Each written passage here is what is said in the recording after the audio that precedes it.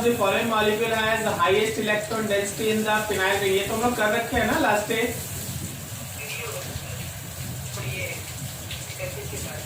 ठीक है, ये तो हम लोग लास्ट में कर लिखे है ना। इसमें CH3 दोनों इलेक्ट्रॉन पुशिंग ग्रुप है, वही मतलब जिसमें हाइपर कंजुगेशन है वो इलेक्ट्रॉन डेंसिटी को फिनाइल रिंग में बढ़ा देगा।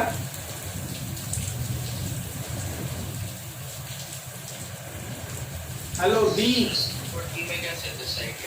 हाँ सी और डी में देखो एक्चुअली है ना, जब तुम है ना सी मॉलिक्यूल लेगा तो सी मॉलिक्यूल में जहां दूसरा CH3 मौजूद है वहां निगेटिव आएगा, और डी मॉलिक्यूल में जहां जहां एक CH3 से निगेटिव नहीं आएगा दूसरा वहीं से निगेटिव जनरेट करेगा। समझ रहे हो क्या बोल रहे हैं? सी में थोड़ा अपोजिंग नेचर है। आप ये तो डिसाइड कर लिए होंगे कि बाकी दोनों ऑप्शन से इन दोनों में ही आंसर होगा आपका। एक CH3 ऐसा,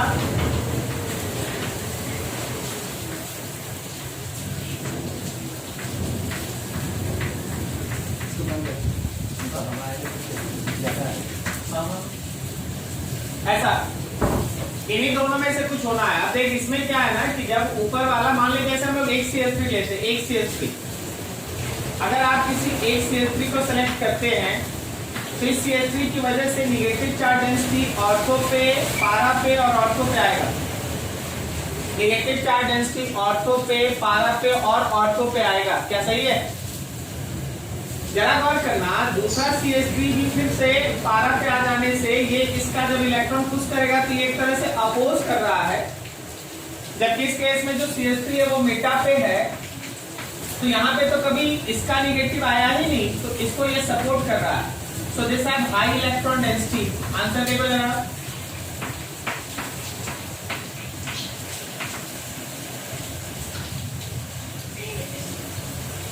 क्या सही है?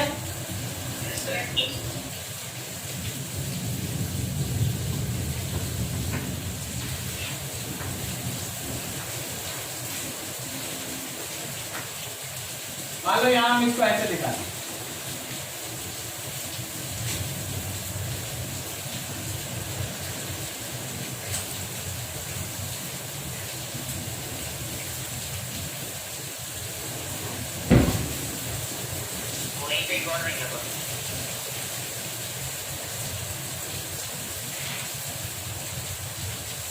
ऐसे ही है जी। तो देखो यहाँ पे इसको अगर हम लोग हटाएंगे तो यहाँ डबल बॉन्ड, यहाँ डबल बॉन्ड, यहाँ डबल बॉन्ड आ सकते हैं।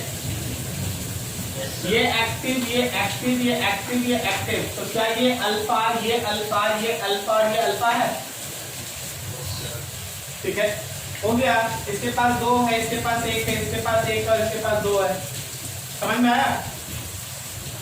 यहाँ दो हाइड्रोजन, यहाँ पे एक हाइड्रोजन, फिर से यहाँ एक हाइड्रोजन और फिर यहाँ दो हाइड्रोजन। चलो और आगे।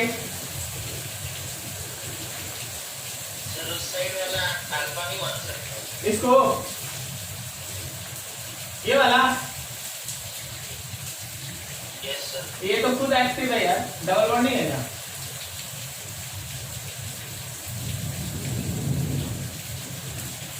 और आगे बताओ।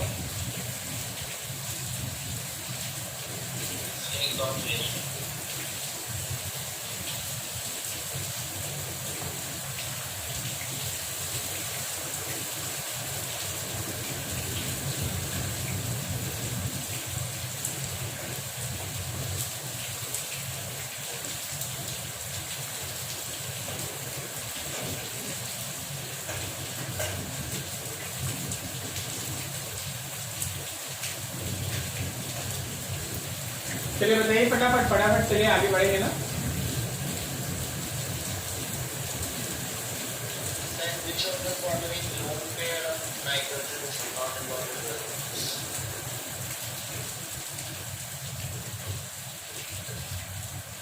कौन सा नाइट्रोजन का लोन पेयर हमारे रेजोनेंस में इन्वॉल्व नहीं है, यही तो बताना है उसमें ना।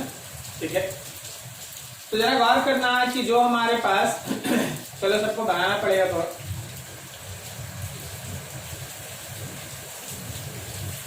देखो हम उसमें जो सबसे इंपॉर्टेंट मॉलिक्यूल देख रहा है, चेंज नहीं करना थी इतना। रुकना।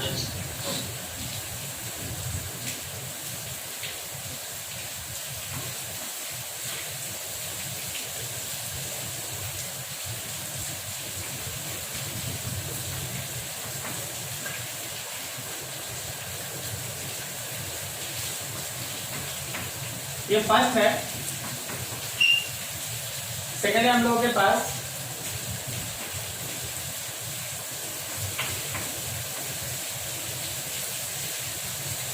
यहां डबल बॉन्ड हो, ऊपर में एक CH3,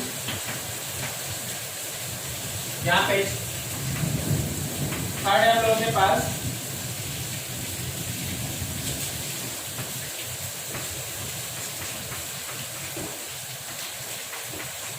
यहाँ पे CH3,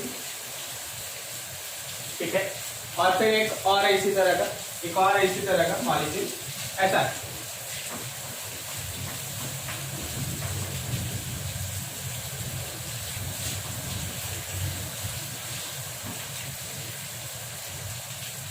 H हर नाइट्रोजन पे लोन पेयर है, हर किसी नाइट्रोजन पे लोन पेयर है।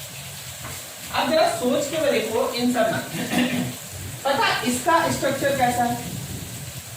इसका स्ट्रक्चर है कि नाइट्रोजन पे लोन पेयर, और ये तीन कैसे, तीन है tetrahedral geometry, tetrahedral geometry, clear है। टेट्राहेड्रल ज्योमेट्री में है। अब टेट्राहेड्रल ज्योमेट्री अगर हम इसका बनाएंगे ना, तो तुम इसको ऐसे देख लो, एक इधर है, एक इधर है, एक इधर है, और एक लोन पेयर है, ये वाला, ये वाला। अभी समझना, यहां भी वो टेट्राहेड्रल ज्योमेट्री है, यहां भी वो टेट्राहेड्रल ज्योमेट्री है, यहां भी टेट्राहेड्रल ज्योमेट्री है। अब चलो सभी के इलेक्ट्रॉन पेयर को डीलोकलाइज करते हैं। जब तुम इसका इलेक्ट्रॉन पेयर को डीलोकलाइज कर देगा, रेजोनेंस में ले आएगा। इनिशियल हाइब्रिडाइजेशन sp3 था, बाद का हाइब्रिडाइजेशन sp2 होगा। अभी इसका हाइब्रिडाइजेशन sp3 है, जैसे ही इलेक्ट्रॉन यहां उतरेगा, ये रिपेल होकर यहां जाएगा, बाद का हाइब्रिडाइजेशन sp2 होगा। ये इलेक्ट्रॉन यहां से यहां उतरेगा, ये रिपेल होकर यहां चला जाएगा, फिर से वही बात है, sp3 से sp2 होगा, ठीक है। And same concept is applicable here also. इसको जैसे ही आप यहां भेजिएगा, ये यहां चला जाएगा, तो शुरुआत का हाइब्रिडेशन sp3 था, अभी हाइब्रिडेशन sp2 होगा। क्या समझ में आया ये लाइन? हाइब्रिडाइजेशन समझ में आ रहा है। शुरुआत का हाइब्रिडाइजेशन sp3 है, क्योंकि इलेक्ट्रॉन पेयर है और तीन तीन बॉन्ड है, तो कुल मिला के 4 हाइड्राइड ऑर्बिटल sp3। लेकिन जैसे ही आपका इलेक्ट्रॉन पेयर डिलोकलाइजेशन में गया, अब केवल इसका हाइब्रिडाइजेशन, केवल हाइब्रिडाइजेशन एक बॉन्ड एक बॉन्ड एक बॉन्ड होने की वजह से sp2 होगा, सब में वही है, क्लियर है, कोई दिक्कत नहीं। अब जो इस sp2 को नहीं होने देना चाहता, जो sp3 से sp2 में नहीं जाना चाहता, वो रेजोनेंस नहीं होगा। क्या ये लॉजिक समझ में आ रहा है? थोड़ा यस नो बोलेगा ना, तो सुनाई देते रहेगा कि हाँ उधर से है, कोई क्वेश्चन से पूछा है। समझ में आया कि Anshu?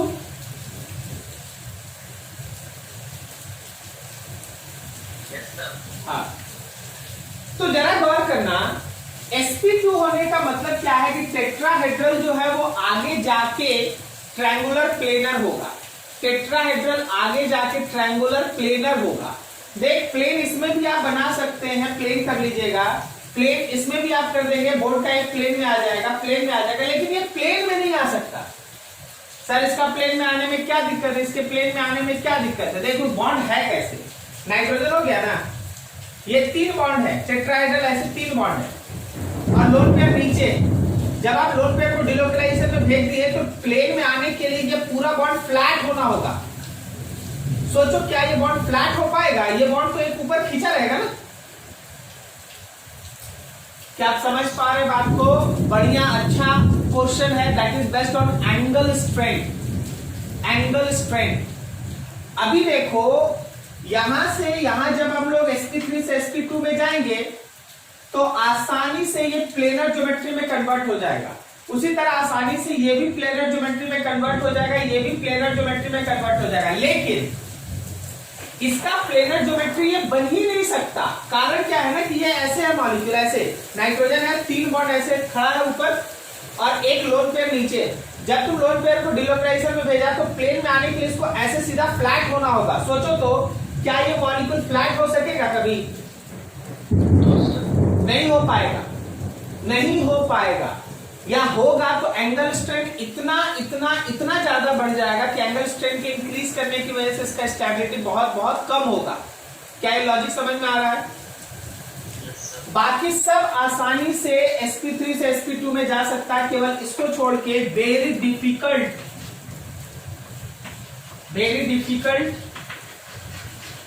Due to angle strength.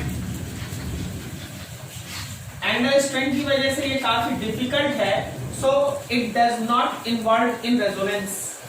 Nitrogen का जो लोन पेयर है, इवन यहाँ पे कंजुगेशन है, लेकिन still it does not perform resonance, कारण एंगल स्ट्रेंथ ज्यादा होने से मॉलिक्यूल का स्टेबिलिटी कम होगा। क्या समझ में आया? Yes sir. ठीक है, तो थोड़ा इस सबको है ना नोट कर लीजिए, समझ लीजिए। हाँ, इसको तो खास तौर पे, क्योंकि इसका जो आंसर है एकदम अलग होगा। आप लोग सुनिएगा ध्यान से, इसको ये 4 फिगर बनाने के लिए आप जगह छोड़िए, ये 4 का हम बात कर रहे हैं, इसको थोड़ा अलग से हम कुछ लिखा रहे हैं, लिखो इसको, हम कुछ अलग से लिखा रहे हैं, लिखो। देखो खास बात है इस मॉलिक्यूल पे, हम इस मॉलिक्यूल को बनाते हैं। फॉर मॉलिक्यूल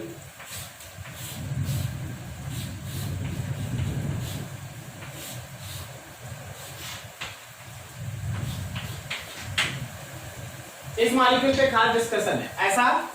इसके बाद जब भी इलेक्ट्रॉन पेयर यहां डीलोकलाइज होगा तो अगला स्ट्रक्चर देखो।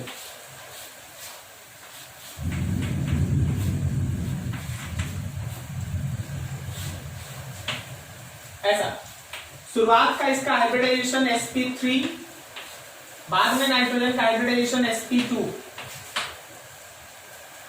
नाइट्रोजन पे प्लस ऑल्सो। ठीक है, अब जरा लिखना नीचे स्टेटमेंट इसके बारे में। In this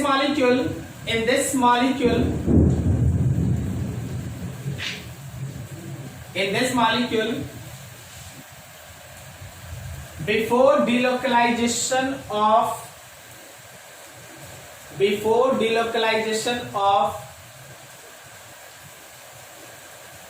lone pair of electron of nitrogen,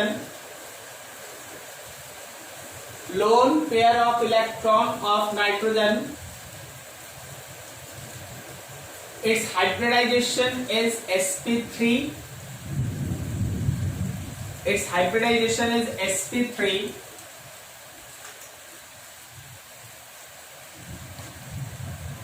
And structure tetrahedral.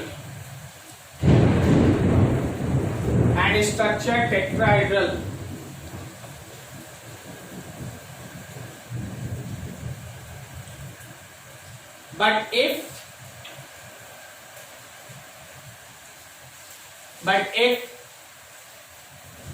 lone pair of electron get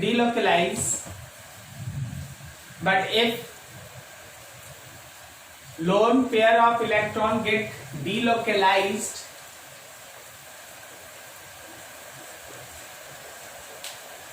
hybridization becomes sp2.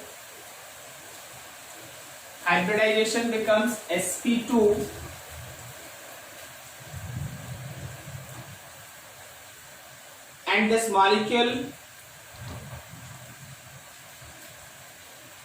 try to gain triangular planar geometry.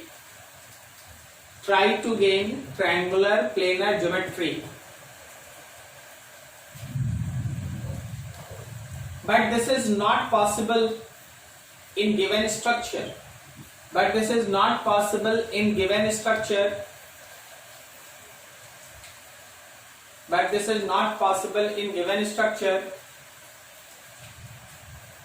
So due to high angle strength,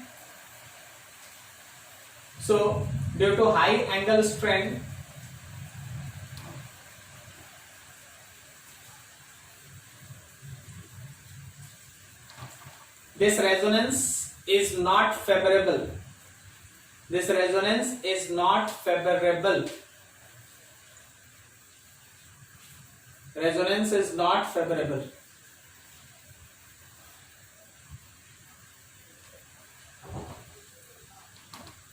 क्या ये समझ में आया? Yes sir. ठीक है, तो main thing ये है, और ऐसा एक्सेप्शनल क्वेश्चंस है ना, आप एकदम दिमाग में रखिएगा। इसको कहते हैं आप बाईसाइक्लोरिंग, सही है ना, ये बाईसाइक्लोरिंग है, ये बाईसाइक्लोरिंग है। तो बाईसाइक्लोरिंग में एंगल स्ट्रेंथ बहुत ज्यादा हो जाएगा अगर कभी भी यहां sp3 के जगह sp2 ले आओ। सो याद रखना यहां sp3 ही ज्यादा फेवरेबल है। अगर sp2 बनता है तो कोई भी स्पेसिस अनस्टेबल होगा। बाईसाइक्लोरिंग में sp3 फेवरेबल है, sp2 अगर यहां बनता है तो it is unfavourable, not favourable. ठीक है ना, हमेशा ध्यान रखना इस बात को। देख लो किसी का है कुछ डाउट?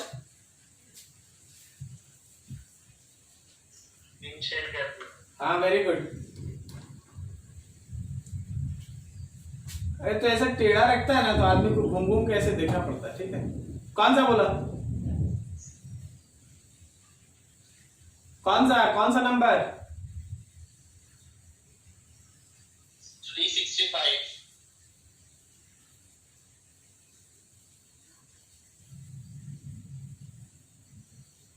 अब इसको हम लोग कहते हैं SIR मतलब स्टेरिक इनहिबिशन इन रेजोनेंस। वो अभी आप पढ़े नहीं, ठीक है ना। तो इसको हम लोग स्टेरिक इनहिबिशन इन रेजोनेंस कहते हैं। तो उसको अभी आप डिस्कस नहीं किए हैं तो थोड़ा वेट कर लीजिए, आगे पढ़ लेंगे। ठीक है, या फिर देख लो। वैसे भी आज हम लोगों का स्ट्रेंथ भी बहुत कम है। ठीक है, या तो मौसम की वजह से सब कोई परेशान है। तो हम लोग है ना कर लेते हैं काम। चलिए स्टेरिक इनहिबिशन इन रेजोनेंस ही देख लेते हैं। इस क्वेश्चन को थोड़ी देर में दिखाना, हाँ ये ऐसे हम बता देंगे, अभी आपसे हो जाएगा, देख लीजिए। That effect is called SIR। Sir के नाम से याद कर सकता है SIR sir, okay. Steric inhibition in resonance. ध्यान से समझो, रेजोनेंस के लिए एक जरूरी कंडीशन था, resonance is possible in planar molecule. सही है ना, अगर हम लोगों के पास प्लेनर मॉलिक्यूल होता है तो ड्यू टू प्लेनरिटी, ये प्लेनरिटी होने की वजह से there is delocalization of electron takes place easily। Resonance के लिए जरूरी है कि प्लेनर मॉलिक्यूल हो, और अगर प्लेनरिटी मेंशन होता है तो इलेक्ट्रॉन का जो डिलोकलाइजेशन है वो आसानी से होता है। क्या आपको इतना लाइन समझ में आ रहा है ना? मॉलिक्यूल का प्लेनर होने से मॉलिक्यूल में आसानी से इलेक्ट्रॉन पेयर डिलोकलाइज होता है। अगर इलेक्ट्रॉन पेयर आसानी से डिलोकलाइज होगा, याद रखना रेजोनेंस ज्यादा होगा। अब देखो यहाँ पे मान लो जैसे हम लोगों के पास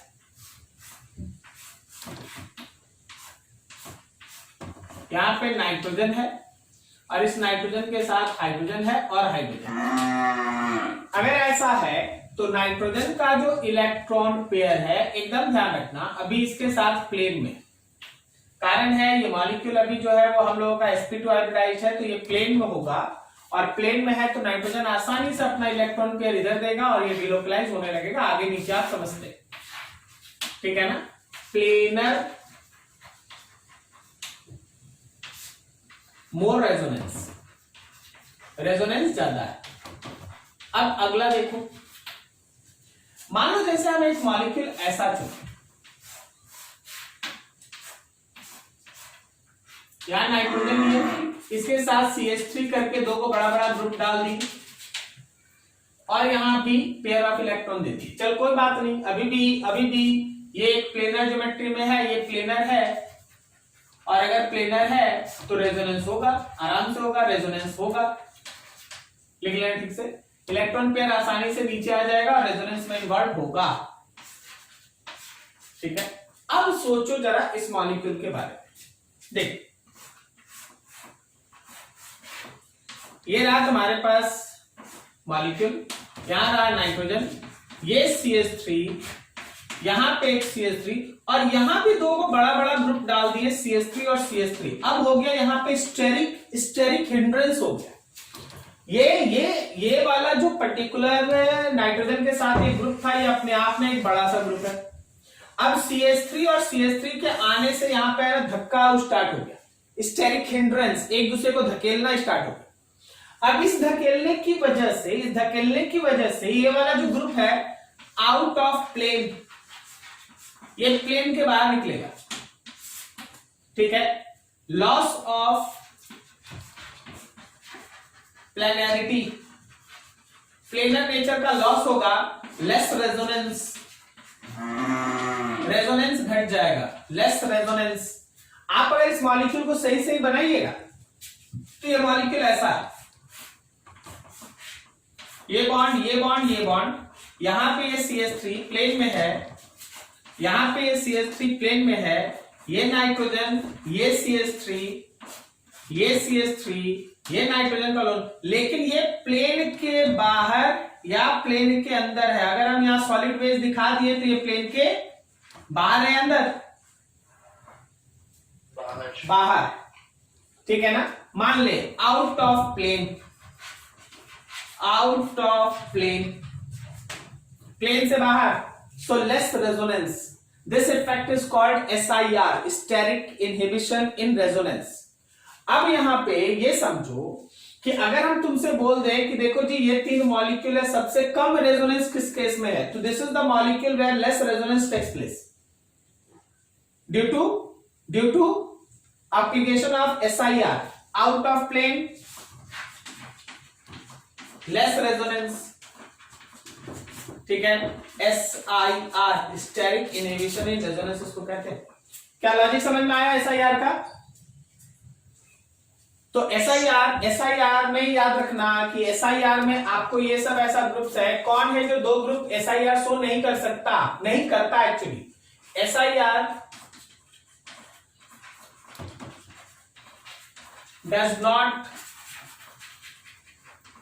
shown by, bond OH show नहीं करता और बॉन्ड NH2 शो नहीं करता। बॉन्ड OH और बॉन्ड NH2 ये दोनों SIR शो नहीं करता, मतलब ना ही वो एक्सपीरियंस करता है ना ही वो फॉर्म करता है SIR।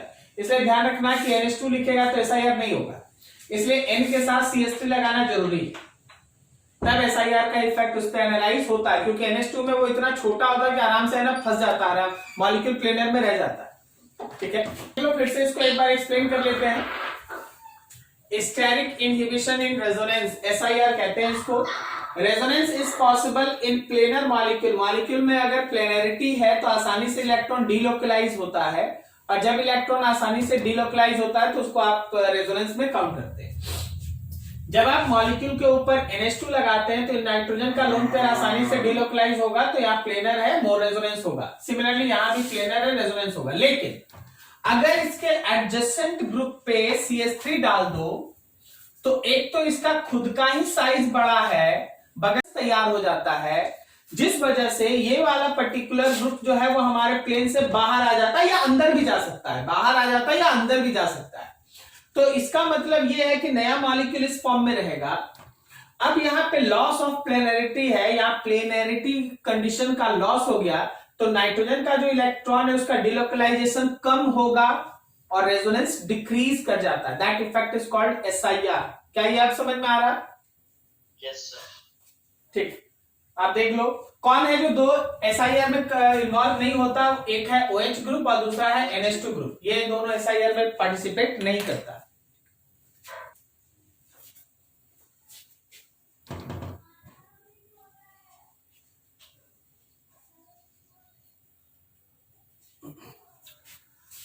अंशु अगले दिन से खींचिएगा ना तो ऐसे रखिएगा ना कि दिखे अच्छा से, कंफर्टेबल। हॉरिजॉन्टल रखते हैं ना हम लोग बेसिकली। यस सर, रोटेट करना भूल गया। अब देखो जैसे फर्स्ट मॉलिक्यूल देखो, सबको तो दिख ही रहा होगा। हुआ चल छोड़ दे, हम कर लेंगे मैनेज। फर्स्ट मॉलिक्यूल को देखो, क्या वो SIR शो करेगा? सबको देखिए जी, क्या ए ऑप्शन SIR शो करेगा? नहीं ना? चलो बी वाला ऑप्शन करेगा SIR? Yes sir. करेगा। सी ऑप्शन नहीं करेगा? नहीं करेगा। ठीक है, डी ऑप्शन भी नहीं करेगा। नहीं करेगा। तो सबसे कम which is not involve in resonance, then b option is there ना?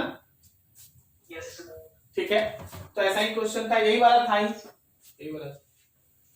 सर ग्रुप बिल्कुल एडजेसेंट होना चाहिए। हाँ, अब मान ले जैसे इसको तुम यहां बैठा देगा तो क्या दिक्कत हो, जैसे था वैसे रहेगा, इसको यहां कर दो। तुमको तुम्हारा मान लो जैसे तुम एक बेंच पे 4 स्टूडेंट बैठा है, तो तुमको धक्का मुक्की करने वाला अगल बगल ना होना चाहिए कि दूसरा बेंच वाला तुमको धक्केगा, अगल बगल यहीं पर। यहां रख देंगे, यहां रख देंगे, फर्क ही नहीं पड़ता, वो तो दूर हो गया। एकदम लॉजिकल बात है, कोई इशू है नहीं इसमें। ठीक है, चलो कुछ आगे बढ़ते हैं। लास्ट डे कहां तक पढ़े थे जी?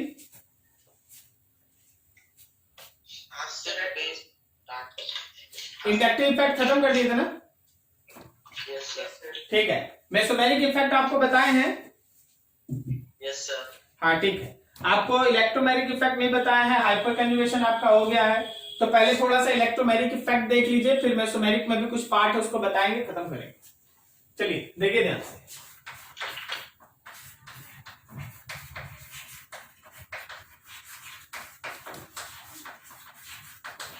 इलेक्ट्रोमेरिक इफेक्ट, हम लोग उसको ई इफेक्ट भी लिखते हैं। Electromeric effect, E effect.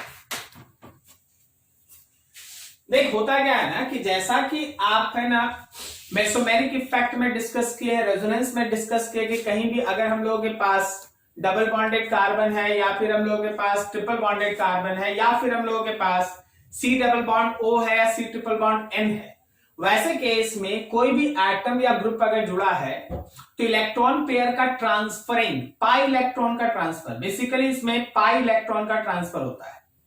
पाई इलेक्ट्रॉन का transfer in presence of any attacking reagent, pi electron का transfer in presence of any attacking reagent जब होगा, that effect is called electromeric effect. Actually आप ध्यान से समझिएगा ना, तो इलेक्ट्रॉनिक डिस्प्लेसमेंट जो अभी तक आप डिस्कस किए हैं, हम आपको यहां पे कुछ लिख रहे हैं, ध्यान से देखना और समझना। हाँ,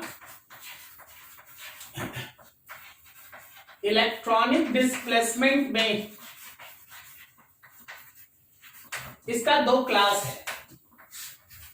एक क्लास है इसका परमानेंट,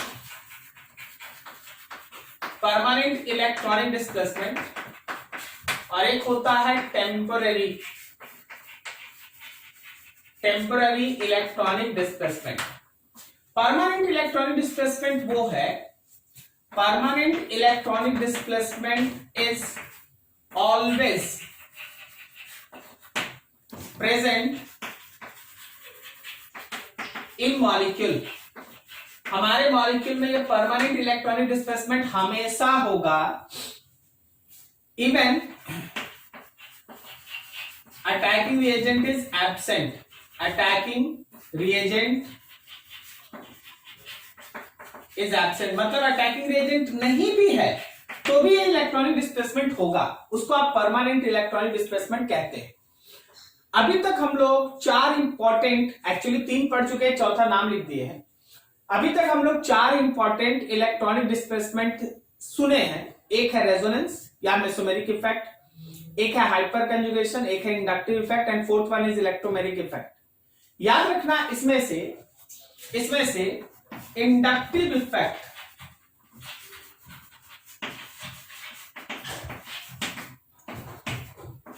मेसोमेरिक इफेक्ट या रेजोनेंस और हाइपर कंजुगेशन ये सब इसी परमानेंट इलेक्ट्रॉनिक डिस्प्लेसमेंट में होता है। इसमें हम लोग कहीं बात ही नहीं किए कि कोई अटैकिंग रिएजेंट डालना है या नहीं डालना, हम लोग सीधा इफेक्ट पढ़े, इंडक्टिव इफेक्ट पढ़े, मेसोमेरिक इफेक्ट पढ़े, मेसोमेरिक का ही दूसरा नाम रेजोनेंस है, और हाइपर कंजुगेशन पढ़े। लेकिन देख, जो टेम्पररी इलेक्ट्रॉनिक डिस्प्लेसमेंट है, जो आप टेम्पररी इलेक्ट्रॉनिक डिस्प्लेसमेंट देख रहे हैं, कि this temporary electronic displacement is possible in molecule only in presence of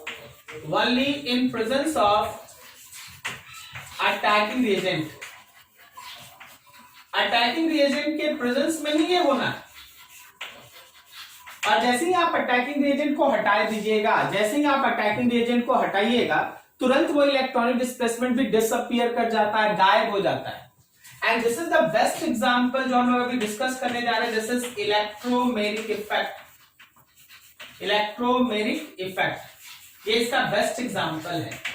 ठीक है, तो जो भी तुम परमानेंट या टेम्पररी इलेक्ट्रॉनिक डिस्प्लेसमेंट डिस्कस कर रहा है वो ऑलरेडी धीरे धीरे करके हम लोग एक एक सीक्वेंस में खत्म कर चुके हैं। आज हम लोगों का बारी है इलेक्ट्रोमेरिक इफेक्ट का। So electromeric effect is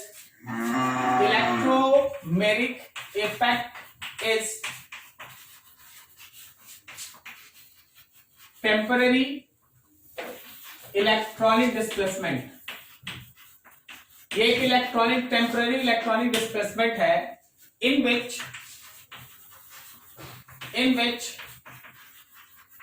transfer of pi electron to adjacent atom or group takes place in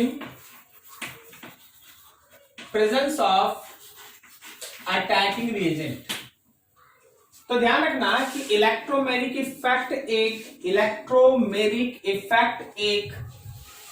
temporary electronic displacement है जिसमें पाई इलेक्ट्रॉन का ट्रांसफर होता है टू एडजेसेंट एटम और ग्रुप। कब? इन प्रेजेंस ऑफ अटैकिंग रिएजेंट। कोई ना कोई अटैकिंग रिएजेंट होगा तभी ये इफेक्ट होना है, otherwise that effect will not takes place, वो इफेक्ट नहीं होगा। जनरल तौर पे आप इस पर्टिकुलर इलेक्ट्रोमेरिक इफेक्ट को दो पार्ट में डिवाइड करते हैं। सबसे पहला है प्लस ई इफेक्ट। समझना, यहां पे थोड़ा काम का चीज स्टार्ट हो गया, बढ़िया। प्लस ई इफेक्ट किसमें होता है? तो देखो, प्लस ई इफेक्ट हमेशा होगा एल्कीन और एल्काइन में। एकदम तैयार रहिएगा, प्लस ई इफेक्ट हमेशा होगा एल्कीन और एल्काइन में।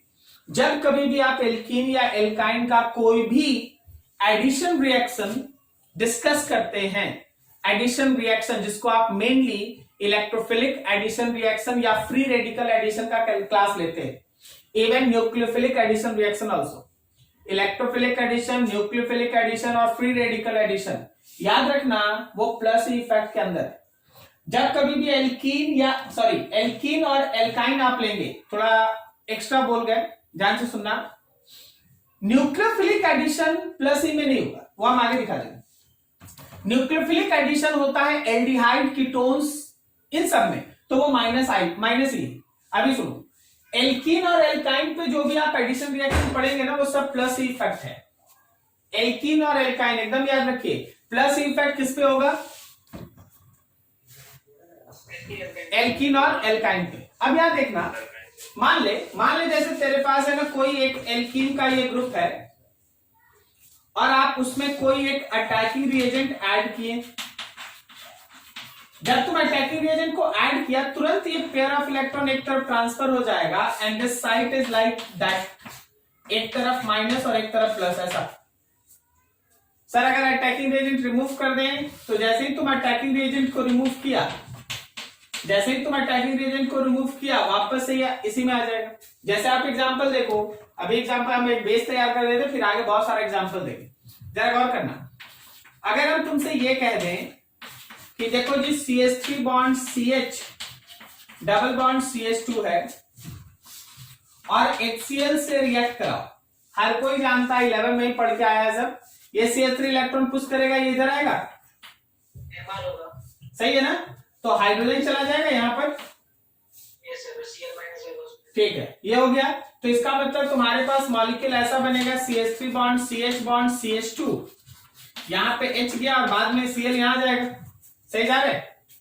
अब सोच कि अगर हम लोग CH3 bond CH double bond CH2 लिखें, लेकिन ये बोल दे कि नो अटैकिंग रिएजेंट, कोई अटैकिंग रिएजेंट है ही नहीं, तो क्या ये पेयर अभी भी रह जाएगा? नहीं sir. So no electromeric effect, कोई इलेक्ट्रोमेरिक इफेक्ट नहीं होना। मतलब जब तक तुम्हारा इस तरह का अटैकिंग रिएजेंट नहीं है, ये इलेक्ट्रॉन पेयर ट्रांसफर नहीं होगा। अगर आपका अटैकिंग रिएजेंट है तभी इलेक्ट्रॉन ट्रांसफर होगा। आप ये भी ज्यादा अभी दिमाग मत लगाइए कि सर इलेक्ट्रॉन राइट में क्यों गया, अभी हम लोग अगला बोर्ड भरेंगे, अभी आप बेस समझिए। कोई अटैकिंग रिएजेंट के प्रेजेंस में अगर कोई इलेक्ट्रॉन, पाई इलेक्ट्रॉन बगल वाले ग्रुप पे ट्रांसफर होता है, then effect is called electromeric effect, उसको हम लोग इलेक्ट्रोमेरिक इफेक्ट कहते हैं। ठीक है, यहां तक देखो अच्छे से, कोई डाउट किसी का पूछ लो। चलो अब इसमें है ना थोड़ा सा और डिटेल में जाते हैं। तो अभी तक हम लोग क्या सीखे ना कि इलेक्ट्रोमेरिक इफेक्ट एक टेम्पररी इलेक्ट्रॉनिक डिस्प्लेसमेंट है, जिसमें पाई इलेक्ट्रॉन का ट्रांसफर बगल वाले एटम या ग्रुप के ऊपर होता है। Basically electronic displacement electromeric effect दो तरह का, एक प्लस ई इफेक्ट और एक minus E effect. Plus E effect हम लोग कहां देखते हैं, तो जहां हम लोग के पास एल्कीन या एल्काइन में एडिशन रिएक्शन होता है। एल्कीन और एल्काइन में जो एडिशन रिएक्शन होता है वो प्लस ई के कारण होता है। अब इसमें कुछ और भी एग्जांपल, मान लो जैसे हम कुछ और एग्जांपल इसमें रखते हैं, समझते चलिए। अभी अपना पूरा ध्यान इस पे है कि हर स्टूडेंट ये समझे कि इलेक्ट्रॉन पेयर किधर ट्रांसफर हो रहा है और क्यों। आप ही को बताना है कि इलेक्ट्रॉन पेयर किधर जाएगा और क्यों जाएगा।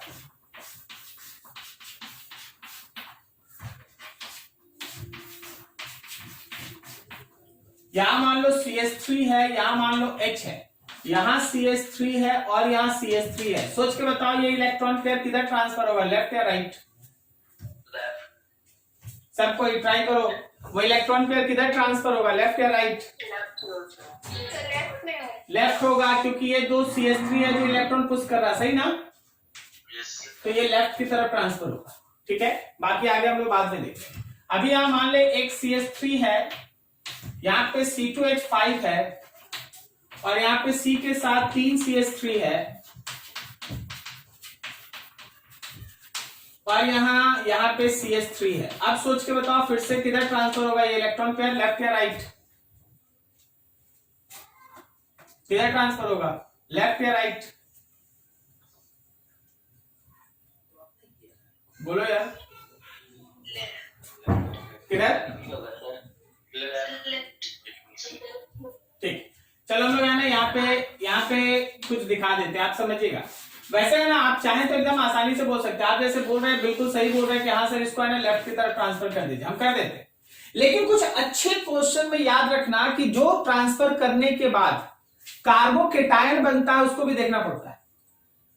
हम अभी आपको 12 में कार्बोकेटायन के बारे में कुछ बताए नहीं है, इसलिए हम उधर अभी जा नहीं रहे, लेकिन ये ध्यान रखना पड़ता है कि जो कार्बोकेटायन बन रहा है वो किस अरेंजमेंट से ज्यादा स्टेबल बन रहा है। जिस अरेंजमेंट से ज्यादा स्टेबल कार्बोकेटायन बनता है वही अरेंजमेंट करना पड़ता है। क्या ये लाइन समझ में आ रहा है हम क्या बोल रहे हैं? Yes sir. ठीक है, अभी हम उस पे कोई ज्यादा काम नहीं कर रहे हैं, बात समझ रहे हैं आप? जो समझ रहे हैं कि हाँ इलेक्ट्रॉन पुशिंग नेचर ज्यादा है, अभी हम लोग वही छोड़ देते हैं क्योंकि सब चीज एक साथ लेने से प्रॉब्लम हो जाता है। क्या ये समझ में आया? Yes sir. चलो अगला देखो और समझो।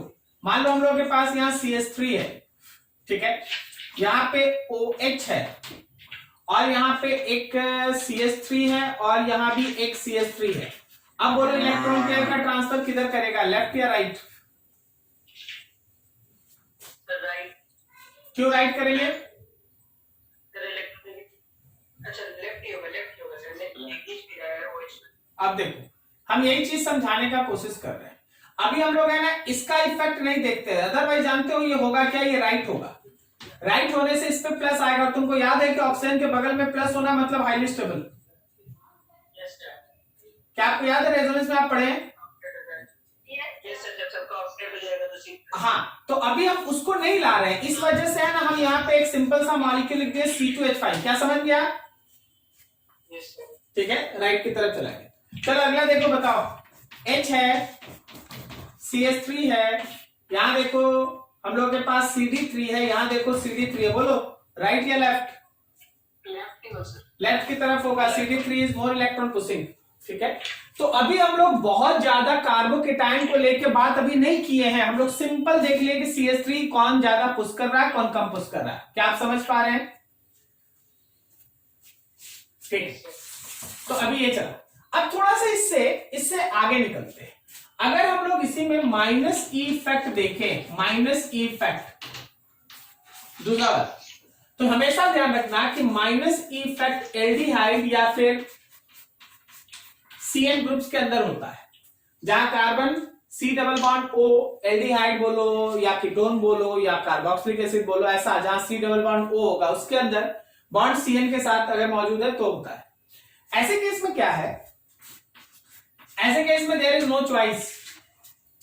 आप जैसे ही इसमें अटैकिंग एजेंट को ऐड करेंगे, ये इलेक्ट्रॉन पेयर ऑक्सीजन की तरफ ही जाएगा। अब ऑक्सीजन की तरफ ही जाएगा, कारण क्या है कि that is more electronegative, so it always have tendency to accept electron. सही जा रहे हैं? तो ये इलेक्ट्रॉन को अपनी तरफ खींच के ऑक्सीजन पे ही निगेटिव आएगा, बाकी इधर कोई भी ग्रुप रहे तो हमारे पास बनेगा कुछ ऐसा, ऐसा। अगर आप अटैकिंग एजेंट को रिमूव कर दिए तो वापस सिमिलर। अब देखिए जैसे एग्जांपल समझना कुछ, अगर हम तुमसे बोल दें कि देखो जी मेरे पास एक एल्डिहाइड है, नाम बोलो इसका फॉर्मल्डिहाइड सर। फॉर्मल्डिहाइड के एसिटाल्डिहाइड, अच्छा एसिटल्डिहाइड। एसिटाल्डिहाइड। अब जरा गौर करना, ये 12 का रिएक्शन है, आप पढ़ेंगे।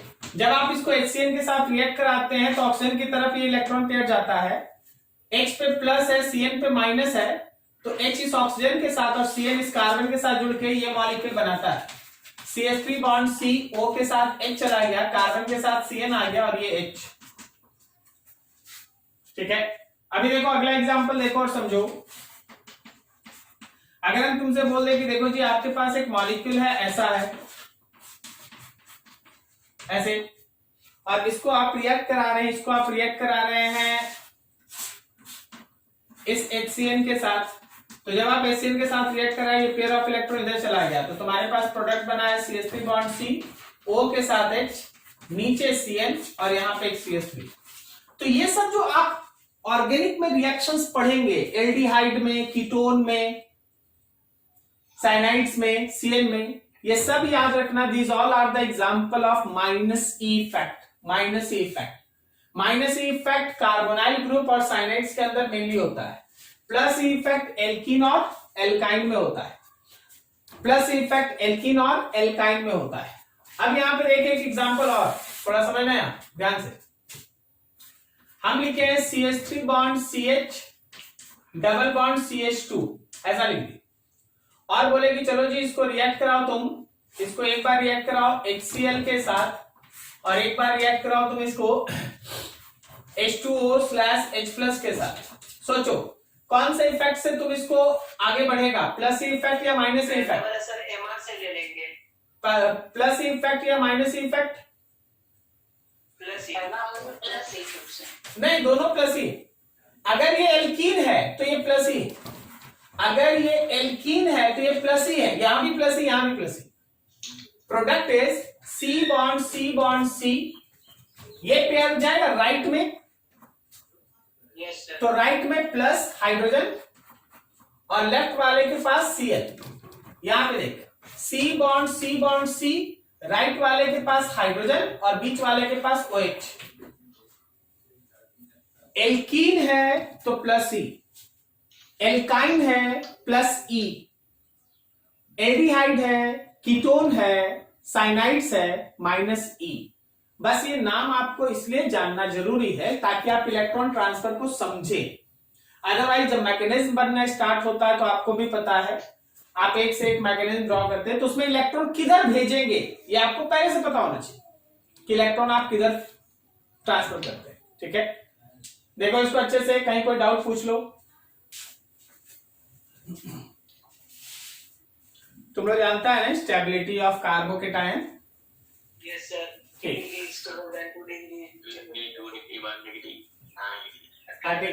अच्छा अच्छा ठीक है। एक छोटा सा क्वेश्चन है, इलेक्ट्रॉन ट्रांसफर करके बनाने का कोशिश करना, ठीक है ना? हर कोई ट्राई कीजिएगा, फिर अगला हम इफेक्ट आगे बढ़ जाएंगे। मेरे पास मॉलिक्यूल है CH3 bond O bond CH double bond CH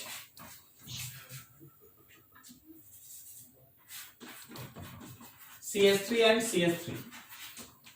इसको आप HCl के साथ रिएक्ट करके प्रोडक्ट बनाएंगे। चलिए प्रोडक्ट बनाइए इसमें।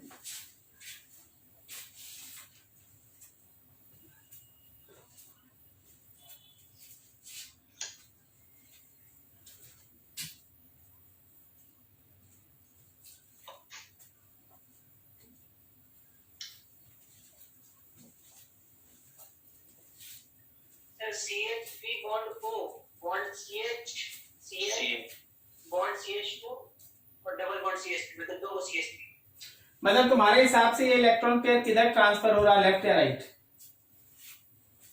राइट की ओर से। ये इलेक्ट्रॉन पेयर किधर ट्रांसफर कर रहा है?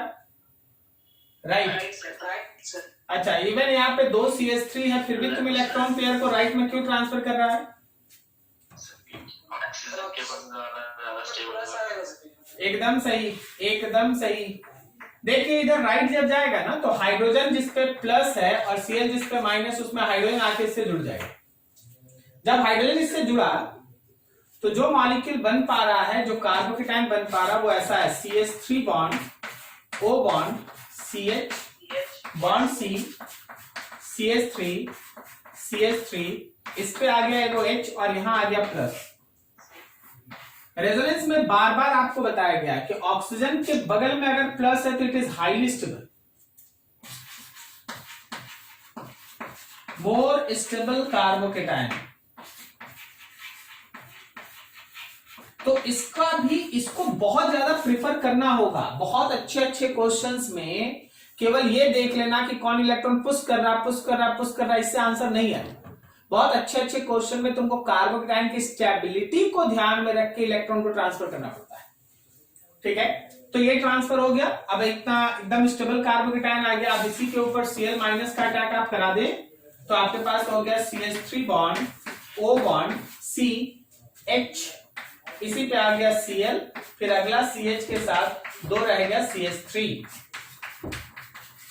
This is the final major product actually. किस किस का सही? मेरा मतलब उमंग जी और हाँ वेरी गुड नेहा। चलो ठीक है, तो ऐसे सोचना पड़ेगा। हाँ, केवल इंडक्टिव इफेक्ट सोच के कि इलेक्ट्रॉन पुश कर रहा ऐसे नहीं देखेंगे हम लोग, यानी इस चीज को भी ध्यान रखेंगे। क्या आप समझ पा रहे बात को? तो इसको ध्यान रखना है, नोट कर लीजिए इसका। देखिए समझिए,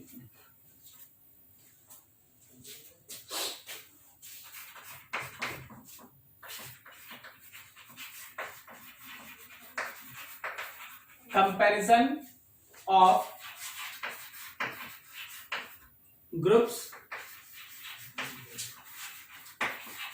attached with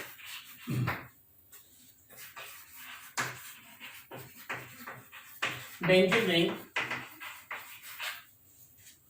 for hyperconjugation, I effect and mesomeric effect।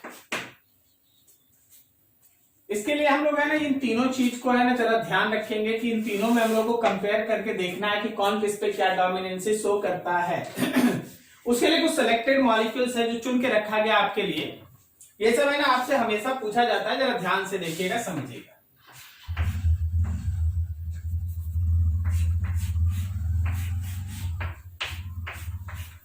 ये OH एक सब बना लेते उसके बाद बात करते हैं।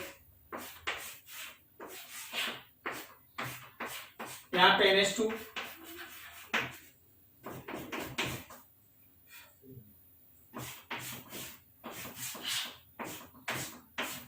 यहाँ पे O माइनस, फोर्थ हम लोगों के पास NH3 डाल दो भाई और यहाँ प्लस कर दो। फिफ्थ है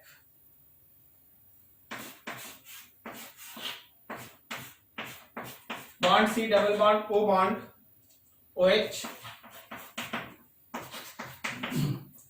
6th है। आप जितना भी क्वेश्चंस बनाते हैं आपको हमेशा यही सब ग्रुप्स दिखेगा बेंजीन रिंग पे। इतना आ जाए बस, आपको आगे कहीं कोई प्रॉब्लम नहीं होना है, तो बस कलेक्ट करके इसको एक साथ आपके सामने रख दिया गया।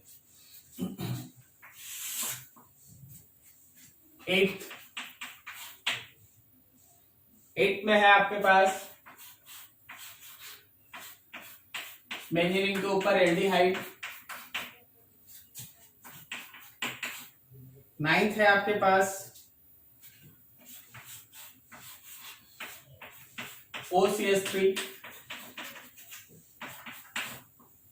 10th है bond C double bond O bond CH3।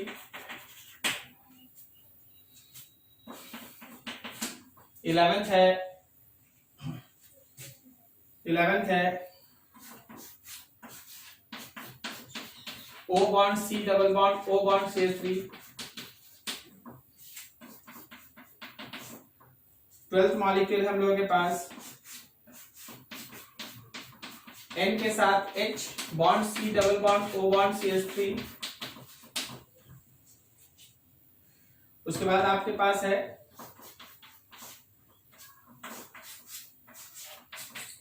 यहाँ पे फ्लोरीन।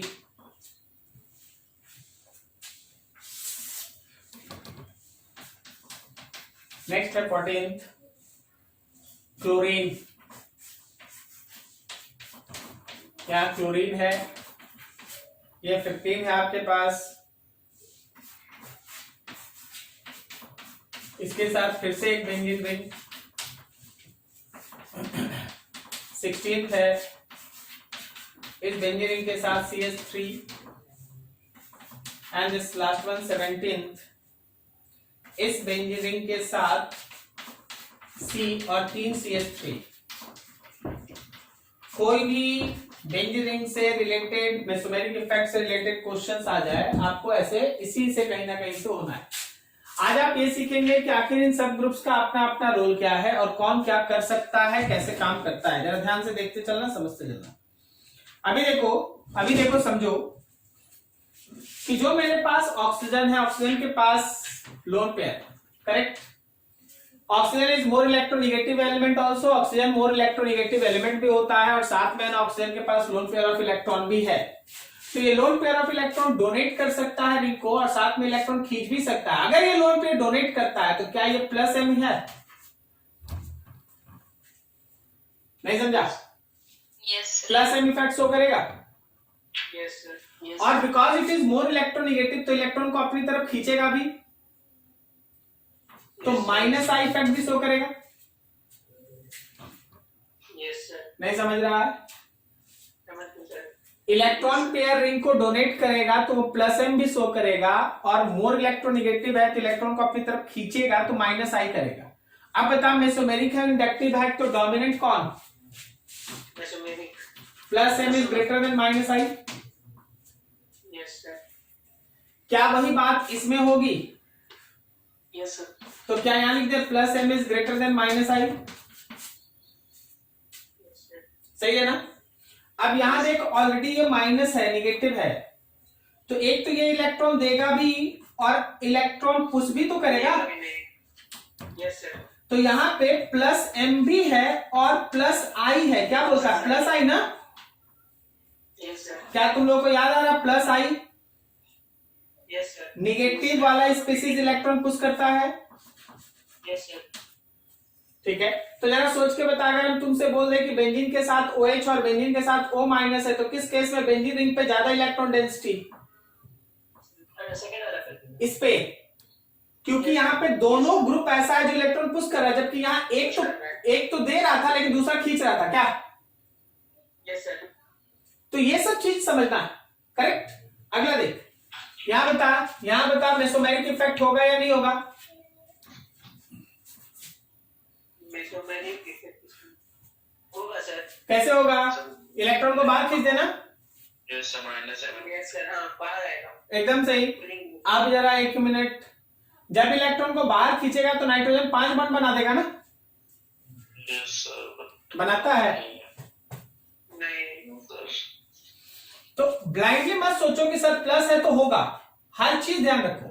यहां पे मेसोमेरिक इफेक्ट माइनस एम जो बोल रहा था तुम पॉसिबल नहीं है, तो यहां पे केवल और केवल माइनस आई इफेक्ट है, इलेक्ट्रॉन केवल खींचेगा। Inductive effect, there is no mesomeric effect. क्यों मेसोमेरिक नहीं हुआ भाई?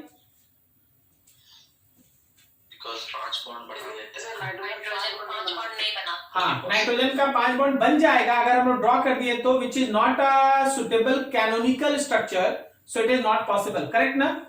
तो केवल माइनस है।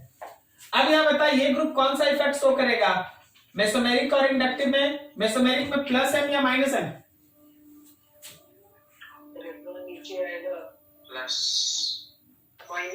Minus M. ये यहां से यहां जाएगा और ये यहां से ऊपर, ये ग्रुप अपने, अरे ग्रुप में खुद अनसैचुरेटेड बॉन्ड्स है,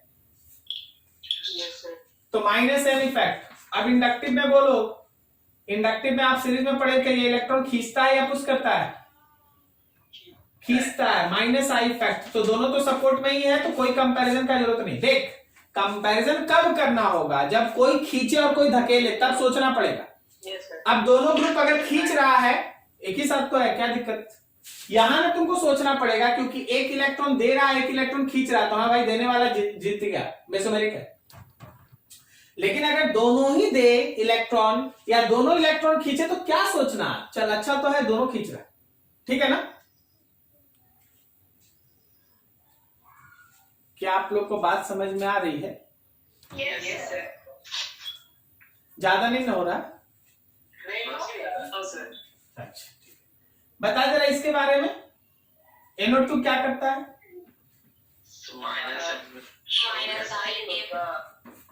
minus M as well as minus I, सही है ना? मेसोमेरिक से भी इलेक्ट्रॉन खींचता है, इंडक्टिव से भी इलेक्ट्रॉन खींचता है, क्या ठीक बोले? अब यहां पे ऐसे सोच कि मान ले जैसे हम लोग एक Cn लेते हैं, Cn, इस Cn का भी तो वही इफेक्ट है, minus M as well as minus I, unsaturated है। अब यहां बताओ एल्डिहाइड के बारे में बताओ, एल्डिहाइड के बारे में बताओ। माइनस एम होगा सर, कोई इशू नहीं। हाँ, अब इसके बारे में आ जाओ, थोड़ा कहानी बताओ इसके बारे में। बताओ ये माइनस एम है या plus M? Minus M plus M, minus I plus M होगा। वेरी गुड, प्लस एम होगा क्योंकि इलेक्ट्रॉन पेयर दे सकता है, लेकिन मोर इलेक्ट्रॉन नेगेटिव है तो इलेक्ट्रॉन खींच सकता है, सही है। अब यहां सोचने वाला बात है कि कौन जीतेगा, तो बता भाई ये मेसोमेरिक है इंडक्टिव है, कौन जीतेगा? आई जीतेगा सर, सो जीत रहा है, आई जीत जाएगा। सीएसटी तो मतलब माइनस एक्स होता है। ये नया चीज क्या आ गया CH3 के आ जाने से? कभी भी मेसोमेरिक है और इंडक्टिव है तो कौन सा इफेक्ट डोमिनेंट है? मेसोमेरिक। उमंग कम से कम 3 बार बोल भाई, कौन सा इफेक्ट डोमिनेंट है? एक बार और। हाँ, एक बार और। वेरी गुड, ठीक है। अब यहां आ जाओ, यहां समझ, यहां पे जरा गौर कर, कौन सा कार्बन है ना जो इस अनसैचुरेटेड बॉन्ड सिस्टम से जुड़ा है, क्योंकि ये दोनों ग्रुप है ना जनरल स्टूडेंट्स को एकदम एक जैसा लगता है, देख लो अच्छे से, ठीक है ना? एक में देख अनसैचुरेटेड कार्बन इस रिंग से जुड़ा और एक में ऑक्सीजन जुड़ा है। जब अनसैचुरेटेड कार्बन इससे जुड़ा है तो ये माइनस एम और माइनस आई शो करेगा, सही है। और जब ऑक्सीजन इससे जुड़ा है तो माइनस एम या प्लस एम? प्लस एम हो जाएगा और माइनस आई होगा, क्या समझा? अब देख 10 और 11 को गौर से देखना पड़ता है, क्योंकि 10 में दोनों ही इफेक्ट ऐसा है जो इलेक्ट्रॉन को बाहर खींच रहा है, तो ये कम, इसमें कम इलेक्ट्रॉन डेंसिटी होगा, क्या सही है ना? Yes sir. और इसमें एक इफेक्ट दूसरे को अपोज कर रहा है, तो इन दोनों में अगर कंपैरिजन हो तो ज्यादा इलेक्ट्रॉन डेंसिटी 10 में या 11 में? रिंग में 11 में ज्यादा इलेक्ट्रॉन डेंसिटी। देखो दोनों इलेक्ट्रॉन खींच रहा है, लेकिन इसमें दो ग्रुप्स मिलकर खींच रहा है और यहाँ एक ही इफेक्ट से खींच रहा है, क्या सही बोल रहे हैं? Yes sir. तो इसमें इलेक्ट्रॉन डेंसिटी ज्यादा, ठीक है। अब आगे बढ़िए, बताइए यहां भी नाइट्रोजन का तो वही हाल है ना? नाइट्रोजन अपना पेयर ऑफ इलेक्ट्रॉन दे सकता है, दे देगा। तो बता प्लस एम या minus M? Plus M, plus M, और इंडक्टिव इफेक्ट में माइनस आई। Minus I. ठीक है, अब ये फ्लोरीन है, बता प्लस एम या माइनस एम? Minus I. और मेसोमेरिक इफेक्ट नहीं होगा। क्यों नहीं होगा? नहीं होगा सर, उसके पास डी और वाई। इसलिए नहीं होगा क्योंकि फ्लोरीन दो बॉन्ड नहीं बनाता, तो इसमें एम इफेक्ट नहीं होगा, इसमें केवल माइनस आई इफेक्ट होगा। सही है। अब चलो क्लोरीन के पास minus I, minus I, minus I और कौन सा एम? एम कौन सा, प्लस एम या माइनस एम? माइनस होगा। माइनस। माइनस के लिए भाई इलेक्ट्रॉन को खींचना पड़ेगा, इसके पास ऑलरेडी लोन पेयर डोनेट तक करेगा। यस सर, भाई डोनेट। ठीक है, तो डोनेट किया तो प्लस एम। अभी क्लोरीन का एक और खास प्रॉपर्टी बचा हुआ है, कौन सा? हाइपर कॉन्जुगेशन देता। रिवर्स हाइपर कंजुगेशन, या फिर रेजोनेंस में आप बताए थे ना, due to presence of empty D orbital. Yes sir. तो याद रखना कि reverse minus hyperconjugation is also present. इसलिए सुनिएगा आप ध्यान से, जब आप हैलो एल्केन और हैलो रिंग्स पढ़ेंगे ना, तो बेंजीन रिंग के साथ जुड़ा हुआ जो क्लोरीन होगा, बेंजीन रिंग से जुड़ा हुआ क्लोरीन जो होगा, इवन उस क्लोरीन के पास लोन पेयर ऑफ इलेक्ट्रॉन है, but still it is assume to be deactivating group. Benzene ring से जुड़ा हुआ जो क्लोरीन है, उसके पास लोन पेयर होने के बावजूद भी वो एक डीएक्टिवेटिंग ग्रुप की तरह काम करता है। कारण ये है कि लोन पेयर होने से प्लस एम आएगा, लेकिन एक ज्यादा इलेक्ट्रोनेगेटिव होने से माइनस आई, जो इलेक्ट्रॉन बाहर खींचा, as well as empty D orbital होने की वजह से, फिर से सुनना, एम्प्टी डी ऑर्बिटल होने की वजह से it can shows reverse hyper conjugation. और रिवर्स हाइपर कंजुगेशन तो मत बोलो, ये बोलो कि एक रिवर्स है ना, रेजोनेंस भी शो करता है, इलेक्ट्रॉन को बाहर निकाल लेता है। तो हाइपर कंजुगेशन से ज्यादा हमको सुटेबल क्या लग रहा है ना, कि यहां रिवर्स निगेटिव रेजोनेंस, ये रेजोनेंस से इलेक्ट्रॉन पेयर को बाहर भी खींच लेता है due to empty D orbital, empty D orbital. So it is a deactivating group, very important. Benzene ring पे मौजूद Cl के पास लोन पेयर है, but still it is counted as a deactivating group. Reason empty D orbital, empty D orbital. यहां पे है ना plus I effect show करेगा, इलेक्ट्रॉन पुश करेगा, ये भी आप समझते। बताइए CH3 का नेचर बताइए, कौन कौन सा?